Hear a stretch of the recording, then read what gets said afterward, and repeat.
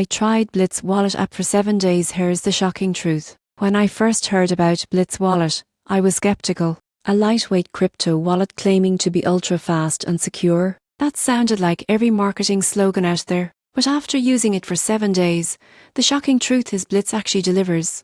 On day 1, setup took less than a minute. No complicated onboarding, no unnecessary permissions, just a quick wallet creation and a simple recovery phrase. By day 2, I started moving funds. Blitz supported multiple chains, including Bitcoin, Ethereum, and Binance Smart Chain. Transfers were smooth, and the speed lit up to its name. Transactions confirmed faster than many mainstream wallets have used. Most people get this wrong. They think lightweight means less powerful, but Blitz proved otherwise. It's incredibly efficient, using minimal storage while offering all the features you'd expect from a top-tier wallet. Midweek, I explored its in-app swap feature. It allowed me to exchange tokens instantly without leaving the app, using decentralized liquidity pools for better rates. Fees were clear and fair, no hidden markups. By day 5, I tested security.